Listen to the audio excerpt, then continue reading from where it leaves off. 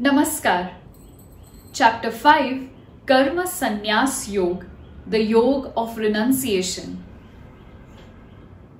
What we know so far. Here's a little revision of what all we know so far. In the second chapter, we learned about Sankhya Yoga, or the Yoga of Knowledge. We were introduced to the concept of how the soul is unattached from our actual physical body. In that case, harming another person in the battle is technically harming their physical presence. Their souls will remain fully intact. Going by this, there is nothing for Arjun to lament. In fact, this was Arjun's karma or social duty, and he had to perform his duty. In the next chapter, chapter 3, we learned about Karma Yoga, or the Yoga of Action. We were introduced to a paramount concept, performing one's duty. This performance of duty was essential to have purity of the mind. In the fourth chapter, we learned about Jnana Yoga, or the Yoga of Knowledge. We took a look at the relation between sacrifices and our duty. Our mind, soul and body all work in tandem, meaning work together to help us find peace in the work we do. This will help us be closer to a higher power, our creator. Now, Karma Yoga and Karma Sannyas are opposite concepts. Can we practice them both at the same time? Let's find out. Karma Yogis and Karma Sannyasis. Karma Yogi is the person who performs their social duty as well as their spiritual duty. Our social duty consists of all the daily activities we are engaged in. When we do this social duty, it is our body that is performing these tasks, isn't it?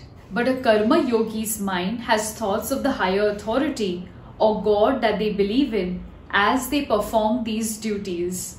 We can thus say that it is a double duty. Karma Sannyas is for those on a slightly higher ground. They are people who've given up entirely on performing any social duty.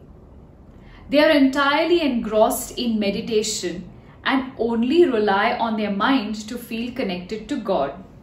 Lord Krishna is of the view that while both paths lead to being closer to the Supreme Power, Karma Yoga is a better way. Why would he say so? Lord Krishna has an answer for us.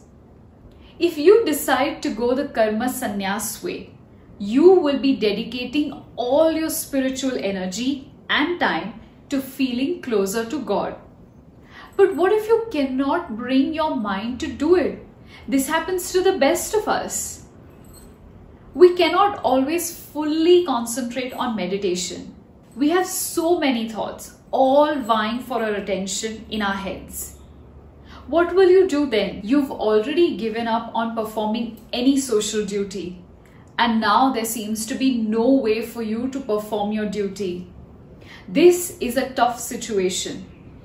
On the other hand, if you've dedicated yourself to performing as a Karma Yogi, you still have the option to perform your social duty and experience the devotion you aimed for.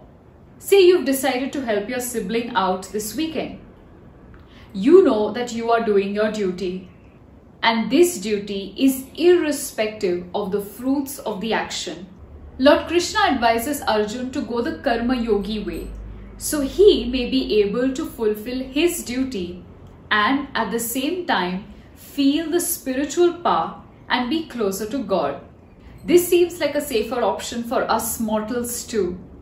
If it doesn't work out for us, at least we have our work to fall back on. Is Karma Yogi the best way forward? If you do decide to go the Karma Yogi way, there is something you must know. It's not always going to be easy.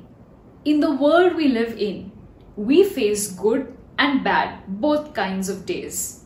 Some actions make us really happy, like spending time with the cousins over the weekend. Some actions make us nervous, like those few days before a big examination. If you've decided to be a Karma Yogi, You're going to have to let go of all these feelings. That doesn't sound easy at all. How does one just give up on feeling anything at all? We can try, but it's going to be difficult. The first step is acceptance. We'll accept the fact that what comes our way is what the universe wants for us. There is nothing we can do about it, and best if we accept its way. Once we've accepted this, we have to let go. Do you remember what that was? It's detachment.